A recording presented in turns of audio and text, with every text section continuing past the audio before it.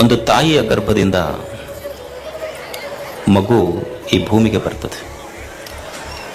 ತಾಯಿಯ ಗರ್ಭದಿಂದ ಮಗು ಈ ಭೂಮಿಗೆ ಬರುವಾಗ ಹುಟ್ಟುವ ಮಗು ಅಳುತ್ತಾ ಈ ಭೂಮಿಗೆ ಬರ್ತದೆ. ಇಷ್ಟು ಜನ ನಾವು ಹುಟ್ಟಿ ಬಂದಿದ್ದೇವೆ, ಹಲವು ಮಕ್ಕಳು ಹುಟ್ಟಿ ಬರುವುದನ್ನು ನಾವು ನೋಡ್ತೇವೆ. ಯಾಕೆ ತಾಯಿಯ ಗರ್ಭದಿಂದ ಭೂಮಿಗೆ ಬರುವ ಮಗು ಅಳುತ್ತಾ ಹುಟ್ಟುತ್ತದೆ? ಏನು ಪಡಿಬೇಕು ಅಂತದು ಅಳುತ್ತದೆ. ಈ ಭೂಮಿಯನ್ನು ಬಿಟ್ಟು ಹೋಗುವಾಗ ಆ ವ್ಯಕ್ತಿ, ಈ ಭೂಮಿಯನ್ನು ಬಿಟ್ಟು ಹೋಗುವ ವ್ಯಕ್ತಿನೂ ಅಳ್ತಾನೆ, ಅಳ್ಕೊಂತ ಹೋಗ್ತಾನೆ. ಹುಟ್ಟುವ ಮಗುವು ಅಳುತ್ತದೆ, ಭೂಮಿಗೆ ಬರುವ ಮಗುವು ಅಳುತ್ತದೆ, ಭೂಮಿಯನ್ನು ಬಿಟ್ಟು ಹೋಗುವ ವ್ಯಕ್ತಿನೂ ಅಳ್ಕೊಂತ ಹೋಗ್ತಾನೆ. ಭೂಮಿಗೆ ಬರುವ ಮಗು ಅಳ್ತಾ ಬಂತಲ್ಲ, ಅದು ಯಾಕೆ ಅಳ್ಕೊಂತ ಬಂತು? ಈ ಭೂಮಿಯನ್ನು ಬಿಟ್ಟು ಹೋಗುವ ಮನುಷ್ಯ ಅಳ್ಕೊಂತ ಹೊಂಟನಲ್ಲ, ಅವ ಯಾಕೆ ಅಳಕತ್ತಾನ? ಭೂಮಿಗೆ ಬಂದ ಮಗುವು ಅಳಕತ್ತೈತಿ, ಏನು ಪಡಿಬೇಕಂತ ಮಗು ಅಳಕತ್ತೈತಿ. ಮತ್ತು ಈ ಭೂಮಿಯನ್ನು ಬಿಟ್ಟು ಹೋಗುವ ಮನುಷ್ಯ ಏನನ್ನು ಇಲ್ಲಿ ಕಳ್ಕೊಂಡಿನಿ ಅಂತ ಅವ ಅಳಕತ್ತ.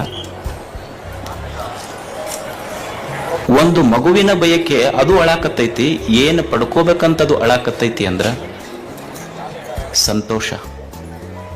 ಒಬ್ಬ ವ್ಯಕ್ತಿ ಈ ಜಗತ್ತನ್ನು ಬಿಟ್ಟು ಹೋಗುವಾಗ ಅಳಾಕತ್ತಿದ್ ಯಾಕಂದ್ರೆ ಏನು ಕಳ್ಕೊಂಡಿದ್ದ ಕಳಕತ್ತಾನಂದ್ರೆ ಸಂತೋಷ ಕಳ್ಕೊಂಡನ, ಅದೇ ಪಡಿಲಿಲ್ಲ ಅಂತ ಅವನು ಅಳಾಕತ್ತಾನ.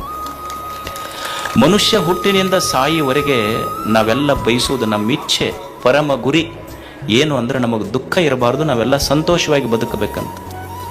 ನಮ್ಮೆಲ್ಲರ ಅಪೇಕ್ಷೆ ಅದೇ ಅದಾವಿಲ್ಲ, ನಾವೆಲ್ಲರೂ ಸಂತೋಷವಾಗಿರಬೇಕು ಅಂತ. ಸಂತೋಷವಾಗಿರ್ಲಿಕ್ಕೆ ಏನು ಬೇಕು ಮನುಷ್ಯನಿಗೆ?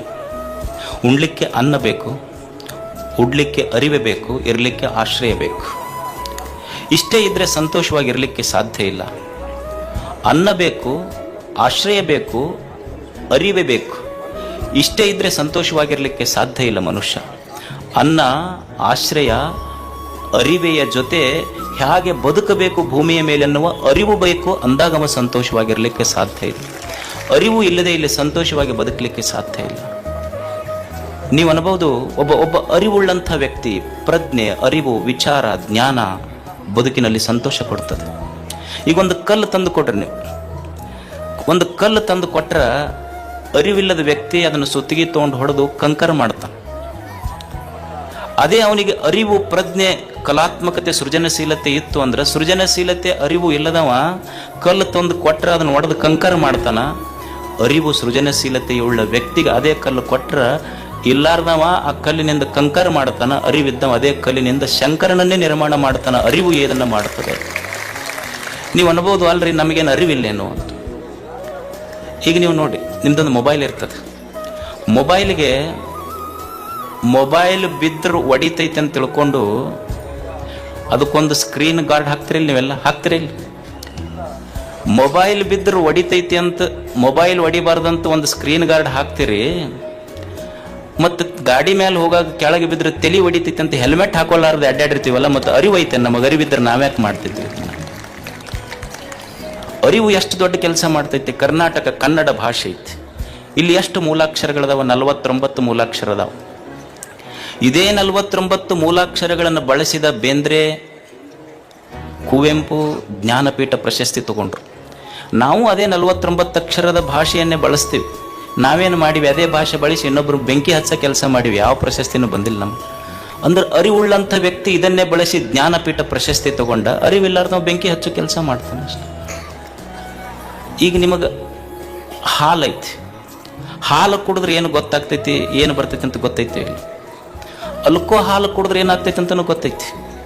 ಆದ್ರೆ ಅಲ್ಕೋಹಾಲ್ ಅಂದ್ರೆ ಗೊತ್ತಾಗ್ತೈತಿಲ್ಲ. ಭಾಳ ಸಾತ್ವಿಕ ಜನ ಅಂತ ಗೊತ್ತಾಗೋದಿಲ್ಲ. ಯಾಕಂದ್ರೆ ಮಂದ್ಯಾಗ ಮುಟ್ಟದವರೆಲ್ಲ ಹೊಲಾಗಿಲ್ಲ, ಸಂಧಿ, ಬೇನ್ ಗಿಡದ ಬುಡಕ್ಕೆ ನೋಡಿದ್ರೆ ಬರೀ ಅವ ಬಿದ್ದಿರ್ತಾವ. ಈ ಹೊಸ ಪ್ಲಾಟ್ ಮಾಡಿರ್ತಾರ ನೋಡಿ, ಅಲ್ಲಂತೂ ಅವರೇ ಇರ್ತಾರೆ ಎಲ್ಲ. ಹಾಲು ಕುಡಿದ್ರೆ ಏನಾಗ್ತೈತಿ, ಅಲ್ಕೋ ಹಾಲು ಕುಡಿದ್ರೆ ಏನಾಗ್ತೈತಿ ಅನ್ನೋ ಅರಿವು ನಮಗಿಲ್ಲ. ಅದಕ್ಕೆ ಅಲ್ಕೋ ಹಾಲು ಕುಡಿತೀವಿ. ಮತ್ತು ಅವ್ರು ಕುಡಿಯೋರು ಅದರೆಲ್ಲ ಬಹಳ ದೇಶಭಕ್ತರು, ನಾಡಿನ ಭಕ್ತರು. ಪಾಪ ಅವರು ತಪ್ಪನಬಾರ್ದವ್ರು. ಯಾಕಂದ್ರೆ ಅವರು ಕುಡಿದೇ ಇದ್ರೆ ಸರ್ಕಾರಗಳ ನಡೆಯೋದಿಲ್ಲ, ಅದಕ್ಕೆ ಕುಡಿತಾರೆ ಅವರು. ಭಾಳ ಕಟ್ಟ ದೇಶಭಕ್ತರು ಅವರು. ಮತ್ತು ಎಷ್ಟೋ ಮಂದಿ ಕುಡಿದು ಬಿದ್ದು ಸತ್ತು ಕುಡಿದವರ ಹೆಣಗಳ ದಿಬ್ಬಣದ ಮೇಲೆ ಸರ್ಕಾರ ನಡೆಸುವಂಥ ಅರಿವುಳ್ಳವರು ದೊಡ್ಡವರು ಅದರಲ್ಲ. ನಾವೆಷ್ಟು ದೊಡ್ಡವರು ಇರ್ಬೇಕು ಮ್ಯಾಲ ಕುಂತವ್ರು. ನಮಗೆಂಥ ಅರಿವಿರಬೇಡ. ಅಂದ್ರೆ ಮನುಷ್ಯನಿಗೆ ಜೀವನದಲ್ಲಿ ಬೇಕಾದದ್ದು ಅರಿವು. ಅರಿವು ತಪ್ಪಿತು ಅಂದ್ರೆ ಬದುಕು ಕೆಡುತ್ತದೆ. ಇವತ್ತೆಲ್ಲ ಗುರುಗಳು ಮಾತಾಡಿದ್ರಲ್ಲ, ವಿಚಾರ ಬೇಕು, ಜ್ಞಾನ ಬೇಕು, ಅರಿವು ಬೇಕು. ಅದಕ್ಕಾಗಿ ಮನುಷ್ಯ ಜೀವನದ ತುಂಬ ಹುಟ್ಟಿನಿಂದ ಸಾಯುವವರೆಗೆ ಮಾಡುವ ಒಂದೇ ಒಂದು ಕೆಲಸ ಅಂದ್ರೆ ಕಲಿಯುವುದು. ಕಲಿಬೇಕು ಮನುಷ್ಯ. ಇಲ್ಲಿ ಈ ಜಗತ್ತು ಬಹಳ ಕಲಿಸ್ತದೆ. ಏನು ಕಲಿಬೇಕು ಜೀವನದೊಳಗ? ಪ್ರತಿ ಕ್ಷಣ ಇಲ್ಲಿ ಕಲಿಯುವುದಿದೆ. ಜೀವನದ ತುಂಬ ಏನು ಮಾಡಬೇಕ್ರಿ ಅಂದ್ರೆ ಹೊಸದನ್ನು ಕಲಿಯುವುದು. ಪ್ರತಿ ಕ್ಷಣ, ಬದುಕಿನ ಪ್ರತಿ ಕ್ಷಣ ನಮಗೆ ಪಾಠ ಕಲಿಸ್ತದೆ. Don't stop learning because life will not stop teaching. It will never stop teaching. ಜೀವನ ಮನುಷ್ಯನಿಗೆ ಪ್ರತಿ ಕ್ಷಣ ಬದುಕುವುದನ್ನು ಕಲಿಸ್ತದೆ. ಸಾಲಿ ಕಲ್ತವ್ರು ಅಷ್ಟ ಕಲಿಸ್ತಾರಂತಲ್ಲ. ಈಗ ನಮ್ಮಪ್ಪ ಅದಾನ, ಅವ ಸಾಲಿ ಕಲ್ತಿಲ್ಲ.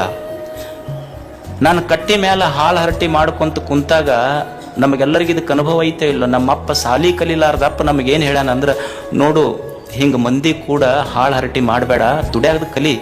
ಮಂದಿಗೆ ನಂಬಿ ಕೆಟ್ಟವ್ರದಾರ, ಮಣ್ಣಿಗೆ ನಂಬಿ ಕೆಟ್ಟವ್ರಿಲ್ಲ ಅಂತ ನಮ್ಮಪ್ಪ ಕಲಿಸಿಲ್ಲ ನಮಗೆಲ್ಲ ಹೇಳಿ. ಅವ ಸಾಲಿ ಕಲ್ತಿಲ್ಲ, ಆದ್ರೆ ಆತನ ಮಾತಿನಲ್ಲಿ ಎಷ್ಟು ಜ್ಞಾನ ಐತೆ. ಜೀವನದೊಳಗೆ ಹಿಂಗೆ ಕಣ್ಣು ತೆರೆದು ಬಿಟ್ರೆ ಜಗತ್ತೇ ಒಂದು ಪಾಠಶಾಲೆ ಐತೆ. ಎಲ್ಲಾನು ಕಲಿಸ್ತೈತಿ. ಈಗ ತಾಯಂದಿರದಿರಿ, ನೀವು ತಾಯಂದಿರು ಅಡಿಗೆ ಮಾಡ್ತೀರಿ, ಅನ್ನ ಮಾಡ್ತೀರಿಲ್ಲ, ಎದ್ರಾಗ ಮಾಡ್ತೀರಿ? ಕುಕ್ಕರ್ನಾಗ ಮಾಡ್ತೀರಿ. ನಿಮಗೆ ಕುಕ್ಕರ್ ಏನು ಕಲಿಸ್ತೈತಿ ಅಂದ್ರೆ, ನಮ್ಮ ಬುಡಕ ನಮಗೆ ಆಗ್ಲಾರ್ದವ್ರು ಬೆಂಕಿ ಇಟ್ಟರು ಸಹಿತ ಸೀಟಿ ಹೊಡ್ಕೊಂತ ಅಡ್ಡಾಡ್ಬೇಕಂತ ಕುಕ್ಕರ್ ಕಲಿಸ್ತೈತಿ ನಮ್ಮ ಜೀವನ. ನಮಗೆ ಆಗ್ಲಾರ್ದವ್ರು ನಮ್ಮ ತಳಕ ಬೆಂಕಿ ಇಟ್ಟರು ಒಟ್ಟು ಸೀಟಿ ಹೊಡ್ಕೊಂತ ಅಡ್ಡಾಡ್ಬೇಕು. ನಾವು ಕುಕ್ಕರ್ ಕಲಿಸ್ತೈತಿ ಮನುಷ್ಯಾಗ. ನೋಡಿ ಕಲಿಬೇಕಷ್ಟೇ ನಾವು.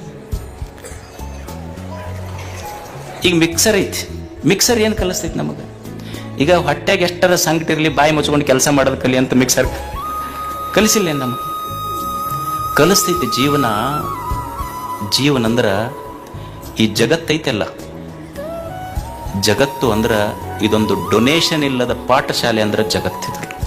ನೀವು ಯಾರು ಡೊನೇಷನ್ ಕೊಡ್ಬೇಕಾಗಿಲ್ಲ. ಶಾಲೆಗಾದ್ರೂ ಡೊನೇಷನ್ ಕೊಡ್ಬೇಕಾಗ್ತೈತಿ, ಫೀಸ್ ಕಟ್ಟಬೇಕಾಗ್ತೈತಿ. ಫೀಸ್ ಇಲ್ಲಾರ್ದೆ ಜಗತ್ತು ಕಲಿಸ್ತೈತಿ. ಈ ನೀವು ಮಕ್ಕಳಿಗೆ ಶಾಲೆ ಕಲಿಸ್ತಿರಲ್ಲ, ಫೀಸ್ ಇಲ್ಲಾರ್ದೆ ಯಾರ ನಾವು ಕಲ್ಸಕ್ಕೆ ಸಾಧ್ಯ ಐತೆ ನಮ್ಮ ಮಕ್ಕಳಿಗೆ ಇವತ್ತು ಶಾಲೆ. ಆದ್ರೆ ಜೀವನ ಹಾಗಲ್ಲ.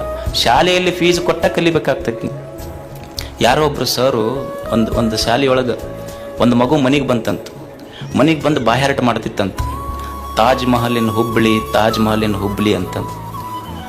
ಅವ್ರ ಅಪ್ಪ ಕೇಳಿ ಸಿಟ್ಟು ಬಂತು, ಯಾರು ಕಲ್ಸ್ಯಾರ ನಿನಗೆ? ನಮ್ಮ ಟೀಚರ್ ಕಲ್ಸ್ಯಾರ. ಏನು ಕಲ್ಸ್ಯಾರ? ತಾಜ್ ಮಹಲಿನ ಹುಬ್ಬಳ್ಳಿ, ತಾಜ್ ಮಹಲಿನ ಹುಬ್ಬಳ್ಳಿ ಅಂತ. ಅವನಿಗೆ ಸಿಟ್ಟು ಬಂತು. ಅವ್ರ ಮಾಸ್ತರು ಸೀದಾ ಅಪ್ಪ ಶಾಲೆಗೆ ಹೋದ. ಅಲ್ಲ, ಏನಾರ ಕಲ್ಸಕ್ಕೆ ಬರ್ತೈತೇನು ನಿಮಗೆ? ಏನು ಕಲ್ಸಿಡಿ?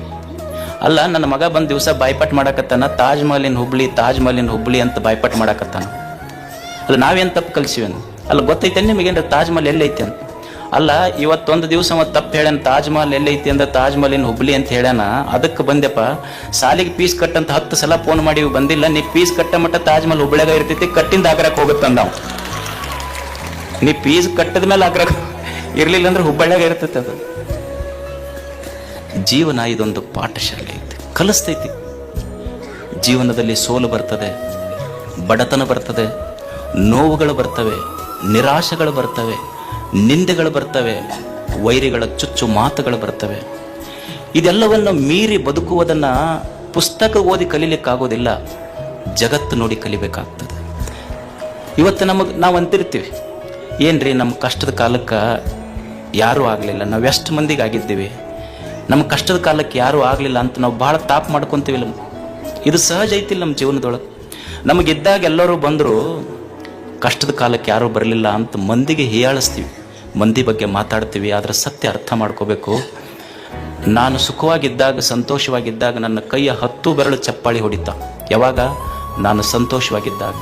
ಆದರೆ ನಾನು ದುಃಖದಾಗಿದ್ದಾಗ 10 ಬೆರಳು ಬರುವುದಿಲ್ಲ, ಕಣ್ಣೀರು ಒರೆಸಕ್ಕೆ ಒಂದೇ ಬೆರಳ ಬರ್ತೈತಿ. ಅಂದ ಮೇಲೆ ಸಂತೋಷದಾಗಿದ್ದಾಗ ನನ್ನ ಕೈಯನ್ನು 10 ಬೆರಳು ಬಂದು, ದುಃಖದಾಗಿದ್ದಾಗ ನನ್ನ ಕೈಯನ್ನು 10 ಬೆರಳ ನನಗೆ ಬರಂಗಿಲ್ಲ ಅಂದ ಮೇಲೆ ಮಂದಿ ಬರ್ತಾರೆ ಅನ್ನುವ ನಿರೀಕ್ಷೆ ಯಾಕೆ ಅನ್ನೋದು ಕಲಿಬೇಕು ಮನುಷ್ಯ. ಮಂದಿಯನ್ನು ನಿರೀಕ್ಷೆ ಮಾಡಿ ಕಲಿಯುವುದಲ್ಲ. ಬಡತನ ಬರ್ತೈತಿ, ಕಲಿಯೋದು ಏನು? ಬಡತನ ಬಂದ್ರೆ ಏನಾಗುತ್ತೆ? ನಿನ್ನೆ ಹೇಳ್ತಾ ಇದ್ದೆಲ್ಲ, ಮನುಷ್ಯನಿಗೆ ತುಂಬಿದ ಪಾಕೆಟ್, ತುಂಬಿದ ಜೇಬ 100 ಆಟ ಕಲಿಸಿದ್ರೆ ಖಾಲಿ ಜೇಬು ಜೀವನದೊಳಗೆ 100 ಪಾಠ ಕಲಿಸ್ತೈತೆ ಅಂತ. ಅದನ್ನು ಕಲಿಬೇಕು ಮನುಷ್ಯ. ಸ್ಟೀವ್ ಜಾಬ್ಸ್ ಅಂತಿದ್ದ, ನೀವೆಲ್ಲ ಕೇಳಿರ್ಬೇಕು ಹೆಸರು, ಸ್ಟೀವ್ ಜಾಬ್ಸ್. ಅವ ಹೇಳ್ತಾನೆ, ಮನುಷ್ಯನಿಗೆ ಜೀವನದಲ್ಲಿ ಹಸಿವು ಮತ್ತು ಬಡತನ, ಹಸಿವು ಮತ್ತು ಬಡತನ ಏನು ಪಾಠ ಕಲಿಸ್ತವಲ್ಲ, ಇದು ಯಾವ ವಿಶ್ವವಿದ್ಯಾಲಯವೂ ಕಲಿಸೋದಿಲ್ಲ ಅಂಥ ಪಾಠ ಬಡತನ ಕಲಿಸ್ತದೆ ಇರ್ತದೆ. ಏನು ವೈರಿಗಳು ಬರ್ತಾರೆ ಜೀವನದಲ್ಲಿ ಇರುವುದಿಲ್ಲೇನು? ನಮಗೆ ಭಾಳ ಮಂದಿ ವೈರಿಗಳದಾರೆ, ನಮ್ಮ ಮನೆ ಮಗ್ಗಲ್ದವ್ರು ವೈರಿಗಳದಾರ, ನಮ್ಮ ಓಣ್ಯಾಗ ವೈರಿಗಳ. ಏನು ಮಾಡವ ನೀನು ಅವ್ರನ್ನ ತಗೊಂಡು? ಅಲ್ಲ, ಕಲಿಬೇಕಾದದ್ದು ಏನಂದ್ರೆ, ಆತ ಒಬ್ಬ ವೈರಿ ಅದಾನಂತ ತಿಳ್ಕೊಂಡು 100 ಮಂದಿ ವೈರಿಗಳದಾರ ಅಂತ ತಿಳ್ಕೊಂಡು ಏನು ಹೋಗಿ ಅವ್ರು ತಲೆ ತೆಗಿಯೋಕ್ಕಾಗತ್ತಾ? ನಮಗೆ ಕಲಿಯುವುದೇನು ಜೀವನದಲ್ಲಿ ಅಂದ್ರೆ, ನನಗೆ ಭಾಳ ಮಂದಿ ವೈರಿಗಳದಾರ ಅಂತ ತಿಳ್ಕೊಂಡು ಹುಡುಕ್ಯಾಡಿ ವೈರಿಗಳ ತಲೆಯನ್ನು ತೆಗೆಯೋದಲ್ಲ, ನನ್ನ ತಲೆಯಿಂದ ವೈರಿಗಳನ್ನು ತೆಗೆದು ಬಿಟ್ರೆ ಅದು ಜೀವನ ಸಾರ್ಥಕ ಅಷ್ಟೇ. ವೈರಿಗಳನ್ನು ತೆಗೆಯುವುದಲ್ಲ, ನನ್ನ ತಲೆಯಾಗಿಂದ ವೈರಿಗಳನ್ನು ತೆಗೆದು ಬಿಡೋದಷ್ಟೆ. ಕಲಿಯುವುದೇ. ಮಂದಿ ಭಾಳ ನಮಗೆ ನಿಂದ ಮಾಡ್ತಾರೆ, ಮತ್ತು ಮಾಡ್ತಾರೆ ಪಾಪ. ಎಲ್ಲ ಪುಕ್ಕಟೆ ಇವೆಲ್ಲ ಸಿಕ್ಕಾವ, ಮತ್ತು ಅವೇನು ಉದ್ಯೋಗ ಖಾತ್ರಿ ಬರ್ತಾವ, ರೊಕ್ಕ ಬಿಡ್ತೈತಿ, ಕೆಲಸ ಏನೈತೆ ಅವ್ರಿಗೆ? ನೀವು ಒಂದು ನೆನಪಿಟ್ಕೊಂಡವ್ರು ಹೋಗಾಕ, ಊರು ಮುಂದಿನ ಬಾವಿ ಮುಚ್ಚಬಹುದು, ಊರು ಮಂದಿ ಬಾಯಿ ಮುಚ್ಚಕ್ಕಾಗೋದಿಲ್ಲ, ತಿಳ್ಕೊಂಡ್ಬಿಟ್ರೆ ಅಷ್ಟೇ. ಊರು ಮುಂದಿನ ಬಾವಿ ಮುಚ್ಚಬಹುದು, ಊರು ಮಂದಿ ಬಾಯಿ ಮುಚ್ಚಕ್ಕಾಗೋದಿಲ್ಲ. ಅಕಸ್ಮಾತ್ ಒಂದು ವೇಳೆ ನೀ ಬಿದ್ದಿ ಅಂದ್ರೆ ಬಾಯಾಗ, ನಿನ್ನ ದೈವ ಚಲೋ ಇತ್ತು ಅಂದ್ರೆ ಬಾವ್ಯಾಗಿಂದ ಎದ್ದು ಬರ್ತಿ. ಆದ್ರೆ ನಿನ್ನ ಅದೃಷ್ಟ ಇರಲಿ ಬಿಡ್ಲಿ, ಆದ್ರೆ ಊರು ಮಂದಿ ಬಾಯಾಗಿಂದ ಪಾರಾಗೋದು ಕಷ್ಟ ಐತೆ.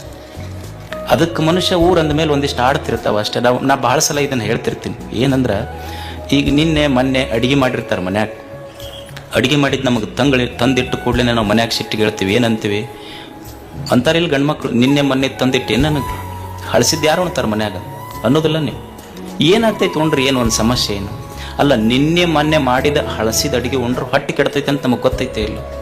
ನಿನ್ನೆ ಮೊನ್ನೆ ಮಾಡಿದ ಹಳಸಿದ ಅಡುಗೆ ಉಂಡ್ರೆ ಹೊಟ್ಟೆ ಕೆಡ್ತೈತಿ, ನಿನ್ನೆ ಮೊನ್ನೆ ಆಡಿದ ಮಾತು ತಲೆಯಾಗಿ ಇಟ್ಕೊಂಡ್ರೆ ತಲೆನೂ ಕೆಡ್ತೈತೆ ಅಂತ ಗೊತ್ತಿರ್ಬೇಕು ಮನುಷ್ಯಾಗ. ಇದನ್ನ ಕಲಿಯೋದೇ ಜೀವನದೊಳಗೆ ಅಷ್ಟೇ.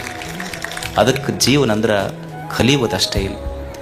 ಏನು ಕಲಿಯುವುದು ಅಂದ್ರೆ, ನಾ ಅನ್ಕೊಂಡಂಗೆ ನನ್ನ ಇಚ್ಛೆಯಂತೆ ಜಗತ್ತು ನಡೆಯುವುದಿಲ್ಲ. ಇಲ್ಲಿ ನಾವೇನು ಕಲಿಬೇಕು ಅಂದ್ರೆ, ನನ್ನ ಇಚ್ಛೆಯಂತೆ ನಾ ಅನ್ಕೊಂಡಂಗೆ ಈ ಜಗತ್ತು ನಡೆಯುವುದಿಲ್ಲ. ಈಗ ಯಾವ ಅತ್ತಿಗೆ ಇಚ್ಛೆ ಇಲ್ಲ ಹೇಳಿ, ನನ್ನ ಸೊಸೆ ಬಂದು ಬಿಸಿ ರೊಟ್ಟಿ ಮಾಡಿ ಕೊಡ್ಬೇಕಂತ ಯಾವ ಅತ್ತಿಗೆ ಇಚ್ಛೆ ಇಲ್ಲ? ಎಲ್ಲ ಅತ್ತಿಯವ್ರಿಗೆ ಇರುತ್ತೆ. ಅಲ್ಲಿ ಉಂಡಾರಿ ಎಸ್ ಮಂದಿ ಅವ್ರಿಗೆ ಕೇಳ್ರಿ ಹೇಳ್ತಾರೆ. ಆಕೆ ಕನ್ಯಾ ನೋಡಕ್ಕೆ ಹೋದ್ಲ ಅತ್ತಿ, ಹೋದಾಗ ಕೇಳಿ ಏನು ಬರ್ತೈತಿ ನನಗೆ? ಇಡ್ಲಿ ದೋಸೆ, ಇಡ್ಲಿ ಬರ್ತೈತಿ, ದೋಸೆ ಬರ್ತೈತಿ, ಹೋಳಿಗೆ ಬರ್ತೈತಿ, ಎಲ್ಲ ಬರ್ತೈತೆ ಅಂತ ಕೇಳಲತ್ತಿ. ಇವು ಆರ್ಡರ್ ಕೊಟ್ಟರೆ ಹೋಟೆಲ್ನಾಗ ಎಲ್ಲ ಬರ್ತಾವಂದ್ಲತ್ತಿ. ಅಂದ್ರೆ ಯಾರಿಗೆ ಇಚ್ಛೆ ಇಲ್ಲ? ನಮ್ಮ ಇಚ್ಛೆಯಂತೆ ಜಗತ್ತು ನಡೆಯುವುದಿಲ್ಲ. ಇಲ್ಲಿ ಕಲಿಬೇಕಾದದ್ದು ಏನು ಜೀವನದೊಳಗೆ ಅಂದ್ರೆ, ನನ್ನಿಚ್ಛೆಯಂತೆ ನನ್ನ ಜೀವನ ಜಗತ್ತು ನಡೆಯುವುದಿಲ್ಲ. ಜಗದ ಇಚ್ಛೆಗೆ ನನ್ನ ಜೀವನವನ್ನು ಹೊಂದಿಕೊಂಡು ಬದುಕುವುದೈತಲ್ಲ, ಅವರಿಗೆ ಸಂತರ ಅಂತ ಕರೀತಾರೆ. ಇದನ್ನು ಕಲಿಯೋದು ಮನುಷ್ಯ. ಬುದ್ಧ ಇದರ ಅರ್ಥ ಇರುವುದನ್ನು ಇದ್ದಂತೆ ಸ್ವೀಕರಿಸುವವನಿಗೆ ಬುದ್ಧ ಅಂತ ಕರೀತಾರೆ. ಒಪ್ಪುಕೊಳ್ಳೋದು ಜೀವನದೊಳಗೆ. ಏನು ವಯಸ್ಸಾಯ್ತು, ವಯಸ್ಸಾದ ಕೂಡಲೇ ಏನಂತೀರಿ ನೀವು? ಏನ್ರಿ ಸ್ವಸ್ಥರು ಮಕ್ಕಳು ಒಟ್ಟ ನಮಗೆ ಸೇರೋದಿಲ್ಲ. ಎಲ್ಲೋ ನಮ್ಮ ಹುಡುಗ ಹೇಳ್ತಿತ್ತು, ಆತು ವಯಸ್ಸಾದ ಮೇಲೆ ಆಗೋದಲ್ಲ. ಏನು ಕಲಿಬೇಕಪ್ಪ ಮುಪ್ಪು ಬಂದ ಮೇಲೆ ಅಂದ್ರೆ, ಮುಪ್ಪು ಬಂದ ಮೇಲೆ ಗಪ್ಪಿರ್ಬೇಕಂತ. ಮುಪ್ಪು ಬಂದ ಮೇಲೆ ಗಪ್ಪಿರ್ಬೇಕು. ಮಗನ ಮಾತಾಡಿಸ್ಬೇಕಾದ್ರೆ ಸೊಸಿ ಮಾರಿ ನೋಡ್ಬೇಕು. ನಾನು ರೊಕ್ಕ ಎಣಸಕ್ಕ ನಾನಾ ಕಳ್ಳಾಗಬೇಕು. ಶಟ್ಕೊಂಡು ಕುಂತ್ರ ಶಟ್ಕೊಂಡು ಊಟ ಬಿಟ್ಟರೆ ಹೆಂಡತಿ ರಂಭಿಸ್ತಾಳ ಅನ್ನೋದು ತಲೆಯಾಗಿಂದ ಬಿಟ್ಟಿರ್ಬೇಕು. ಮುಪ್ಪು ಬಂದ ಮೇಲೆ ಗಪ್ಪಿರ್ಬೇಕಂತಿಷ್ಟು ಕಲಿಬೇಕು ಮನುಷ್ಯ. ಕಲಿಯುವುದಿಲ್ಲ ಅಷ್ಟೇ ಜೀವನದೊಳಗೆ. ಅದಕ್ಕೆ ಜೀವನ ಇದ್ದಂತೆ ಸ್ವೀಕರಿಸುವವನಿಗೆ ಸಂತ ಅಂತ ಕರೀತಾರೆ, ಜ್ಞಾನಿ ಅಂತ ಕರೀತಾರೆ. ಯಾಕಂದ್ರೆ ನಾನೇನು ಬಯಸ್ತೀನಲ್ಲ, ನಾನಿರುವುದು ವರ್ತಮಾನದಲ್ಲಿ, ನನ್ನ ಬಯಕೆಗಳಿರುವುದು ಭವಿಷ್ಯತ್ತಿನಲ್ಲಿ. ಅಂದ್ರೆ there is a difference, gap. ವರ್ತಮಾನಕ್ಕೂ ಭವಿಷ್ಯಕ್ಕೂ ಗ್ಯಾಪ್ ಇದೆ. ಅದಕ್ಕೆ ವರ್ತಮಾನದೊಳಗೆ ಏನು ಸಿಗುತ್ತದೆ? ನಿನ್ನೆ ಸತ್ತು ಹೋಗಿದೆ. Yesterday is dead, tomorrow is not yet born, what I have with me is today. ಇವತ್ತು ನನ್ನ ಕೈಯಾಗ ದೇವರು ಕೊಟ್ಟಾನಲ್ಲ, ಈ ಕ್ಷಣವನ್ನು ಅನುಭವಿಸುವುದಷ್ಟೇ, ಸಂತೋಷ ಪಡೋದು. ಇರುವುದನ್ನು ಇದ್ದಂತೆ ಸ್ವೀಕರಿಸುವುದು. ದೇವರು ನಮಗೇನು ಕೊಟ್ಟಾನ ಅದನ್ನು ನೋಡಿ ಸಂತೋಷ ಪಡಬೇಕು. ಅದು ಜೀವನ.